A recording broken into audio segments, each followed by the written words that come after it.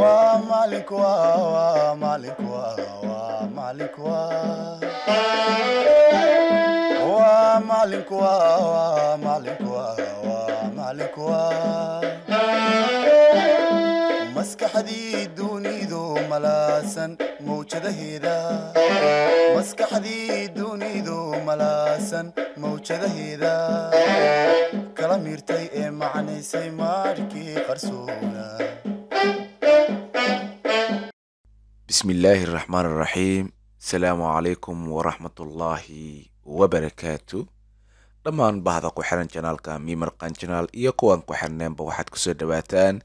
barnaamijkii sharxitaanka maadada physics ee fasalka form 3 ee manhajka cusub oo idinkaga imaanayo MK channel soo gudbiyuhu waa Ustaad Memory. fadlan haddii aad ku cusubtaa channelka inoo subscribe garee adigoo gujinaya gambaleelka like commentiguna waa inoo muhiim. mahadsanid. waxaanu ku guda jirnay jabtarkii ugu dambeeyay ee fasalka form 3 maadada physics ee jabtarka 6 magnetism qaybtiisa labaad. waxaynu soo qaadanay qaybo ka mid ah cashiradan ama jabtarkan cashira qoseeya qaybaha ugu dambeeyaan mareynaa. maantana waxaynu qaadanaynaa ciwaan ah magnetic force on a current carrying conductor. magnetic force ayaan soo baranay qaybaha kale. hadda markaan magnetic force-ga current-ga kaasoo conductor-ka uu xambaarsan yahay. ciwaanka maanta aynu qaadanayno waxay noqonaysaa waa magnetic force on a current carrying conductor. magnetic force-ga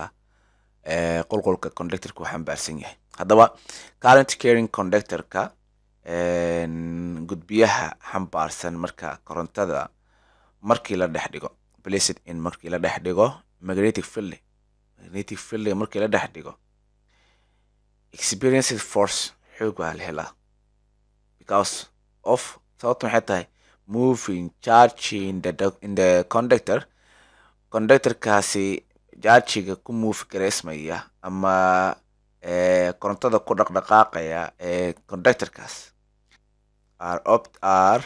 acted upon by the magnetic field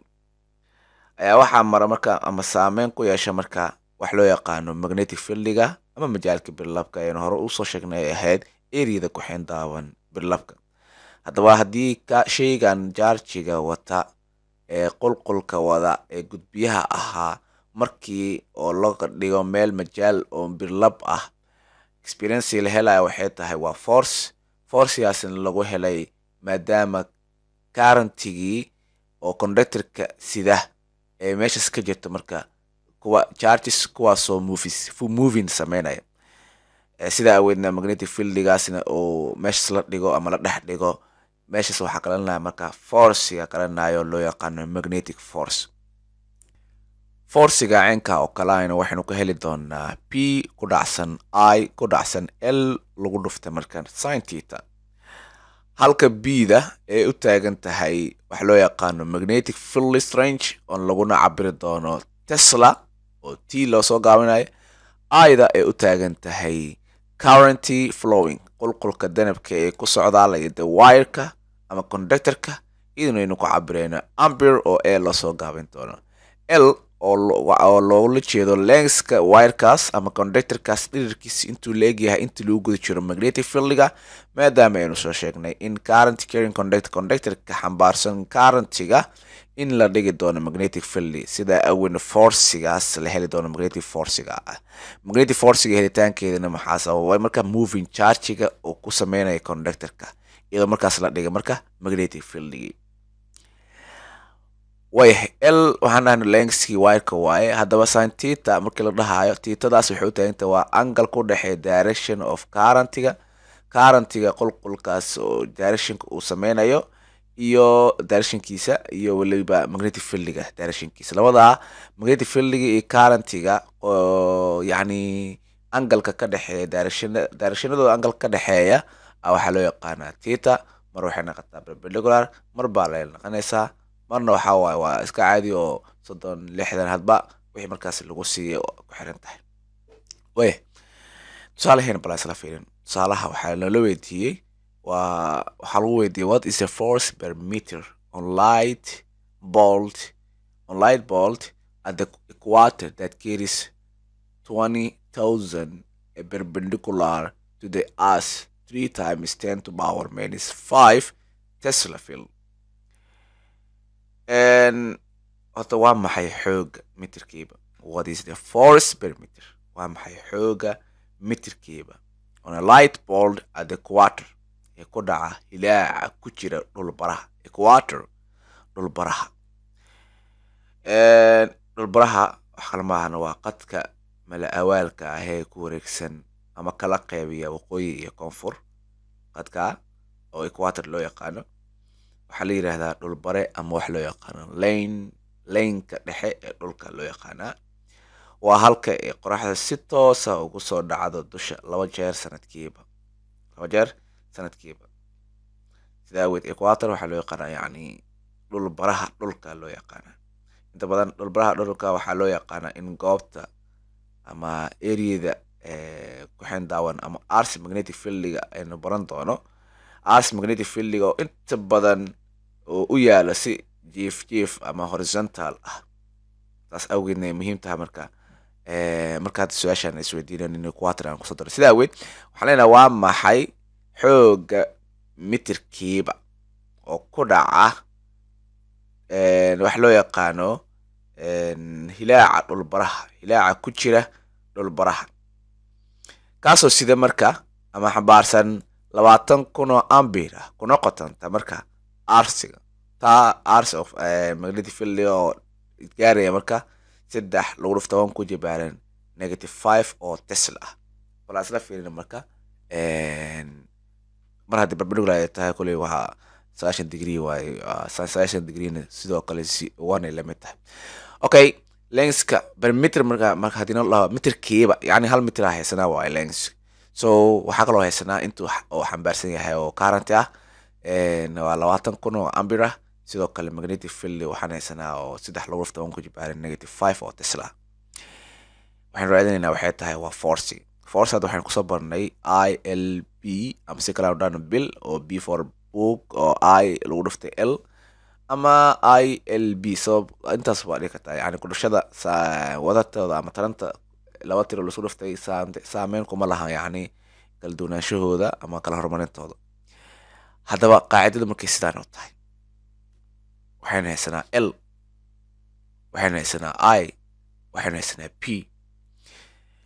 markaan ku bedelino okay 90 degree keene perpendicular sin perpendicular. haddii kale caadi haddii mar perpendicular aan maqlo anoo sin isticmaalin xitaa waa isticmaali karaa oo ah L I B isticmaali karaa markii perpendicular ka tahay maadaama 90 degree ay tahay. sidaa awgeed L waxaan haysanaa 1 meter, I waxaa haysanaa 20 ampere, halka Tesla ama magnetic field strength-gana aan haysano 3 lagu dhufto 1 ku jibaaran -5 oo Tesla ah. maadaama perpendicular tana sin 90 oo hal la mid ah. qorshe kadib waxaa noo soo baxday eber dhibic 6 oo Newton ah. xooga loo baahan yahay mitirkiiba ku dhaca hilaaca dhulbaraha kaasoo xambaarsan intaano ampere kuna qotanta marka earth magnetic field-giisu yahay 3 lagu dhufto 1 ku jibaaran -7 Tesla. waxay noqotay waa eber dhibic 6 oo Newton ah. waxaan baranaynaa wax loo yaqaano cyclotron maxaa la cyclotronka waa qalab waaye inta badan oo mashiin ah. waxaa inta badan loo isticmaalaa mashiinkan in xawaaraha charge yani particlesyo charge-reysan sida proton iyo electronska in speeds up sare loogu qaado la accelerate gareeyo yani karaar lagu sameeyo speeds up yani xawaarahoodas in lagu kordhiyo cyclotronkan inta badan qalabyada loo adeegsado waay. markii oo yani markaas speeds up lagu sameynayo waxay isticmaalaan cyclotronka laba qaab oo ah magnetic field iyo electric field. magnetic field-ga maxay qabanayaan marka? magnetic field-gu waxay ka dhigaysaa shaygan charge-reysan inuu u dhaqaaqo qaab circle ah. waxaan dhahnay magnetic field-ga shaygan waxay ka dhigaysaa inuu moving ku sameeyo ina circle. halka electric field-gana markaasi ay siinayso iyaga inay markay dhaqaaq sameeyaan oo wareegsanayaan oo magnetic field ku qasabtay inay circle ahaan u wareegsadaan iyadana e time electric fieldiga weeyaan waxay siinaysaa energy tamar si ay gaab waxaa jiro waan gaari doonaa sawirka ku fahmi doonaa gaabkan oo sheygan hadda qaabkan wuxuu u samaysan yahay d qaabkan wuxuu u samaysan yahay d laba d dhexdooda gaabka ka jira si ay ugu gudbaan ay waxay oo siinaya electric fieldigaas wax loo yaqaano much energy tamar ayuu siinaya intaas markaas ay shaqooyinkaas qaabkaas ay ku dhaqmayaan haddaba cyclotronka waxaan ku qeexi karnaa waa type of particle waa nooc ka mid ah particle accelerator oo in particle-kii karaar lagu sameeyo yani speeds ah xawaarihiisi la kordhiyo qayb ka mid ah waaye ama nooc ka mid ah waaye oo sameeya noocaas in we charge particles accelerate kaasoo charge particle accelerate sheyga chargereysano particle-ka accelerate inuu karaariyo yani speeds up inuu xawaaro sareysiiyo speeds up inuu xawaarihiisu sare u qaado from the center along a spiral path amina dhahno waa nooc machine waxaan kusoo koobi karaa cyclotron waa machine to speeds up charged particles machine waaye oo markaasi charged particles sare u qaada isagoo isticmaalaya marka magnetic field iyo electric field how a cyclotron works si u shaqeysaa cyclotronka horta waxay u shaqeysaa waxaan dhahnay magnetic fieldigii oo aan dhahnay particulesyada inay kusii haynaganayaan ama kusii haynayaan inuu circle u shaqeeyo waxaa kaloo soo sheegnay electric fieldigii waxaan dhahnay marba markasii dambeysa waqti kasii dambeysa particulesyada waxay usii gudbayaan diida gaabkay kasii gudbayaan yani oo much energy ay sii helayaan yani tamar ay sii helayaan markay sare ee u kacaan oo tamar ay helaan particulesyada circle-ka gets bigger way sii weynaanayaan yani gudaha cyclotronka ay kusii weynaanayaan marba hadday kusii weynaadaan oo helaan marka enough energy markay helaan waa la sii daynayaa waxaan loo isticmaalayaa markaas in medicine ahaan loo adeegsado ama waxay la mid ah oo markaas loogu talagalay in loo adeegsado haddaba cyclotron accelerates cyclotronka uu karaarmayaa speeds up xawaarihiisa sare u kacaya using high frequency isagoo high frequency isticmaalaya alternating voltage ee u dhaxeeya labada d yani marka lagu sheega shape-ka markuu saan wareegsan yahay qeybtan ujeedid d ka samaysmaya yani waa ujeedaa d y gaabkaas meesha ku jira kadib intana sidoo kale d kale waay intana waa d kale waay so labadaasi d betweenka inta u dhexeyso gaabka ah high frequency markii laba ds aan shaped accelerate dsa loo yaqaana labada d with vacuum jumper qaybta vacuumka oo gaabka haddaba magnetic fieldigaas oo forceska ee particulesyada into circular pathka ku jira they are accelerated way karaarmayaan each time waqti kasii dambeysa yani speeds up xawaarahooda waa sii kordhaya kadib they cross the cap gaabkaas ayay soo cross garaynayaan oo u dhaxeeya marka labada d oo ds loo yaqaan si karaarkaas markaasi oo usii joogteynaya discontinuous acceleration karaarsi joogteyntan waxay sababaysaa in particle-ka uu spiral outward inuu kaga soo baxo gaabkaas uu soo dhaafo until they reach the age of extraction ilaa ay ka gaaraan marka meesha yani markaas ugu sareyso xaddaafka extractionka haddaba meesha ugu sareysa gaaraya marka hawsha lasoo qabto maxaa waaye circle-kiyaa la geliyey speeds abaa lagu sameeyey energy badan ay heleen kadib gaabkii soo gudbeen qaabkaas marka okay markii yani hawshaas ee dhacdo ee cyclotronka hawshaas uu sameeyo horta cyclotronka maxaa loo adeegsadaa marka maxaa loo isticmaala cyclotronka horta wuxuu soo saarayaan dhahnay high energy oo soo saara particle beam falaaro particlesyo falaaraha oo yani high energy leh waxaa loo isticmaalaa marka nuclear physics experiment tijaabooyin physicska nuclearka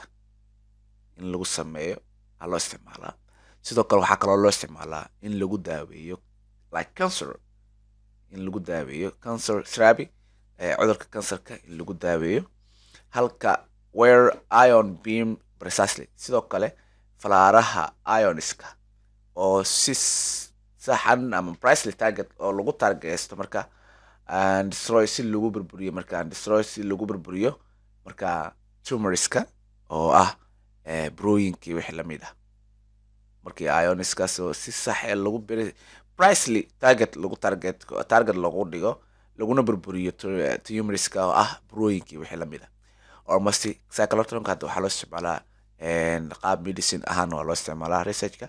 oo in lagu burburiyo tumorka kansarka in lagu daaweeyo iyo wixii la halmaalaba haddaba hormose cyclotronka waa qalab oo accelerated particles ah yani waa qalab ka mid ah accelerator particleska mid particleska karaariya waa qayb ka mid ah weeyaan so laba d oo ds loo yaqaano dhexdoodan ay ku leeyihiin gaabkaas shaqada uu qabanayna waan soo sheegnay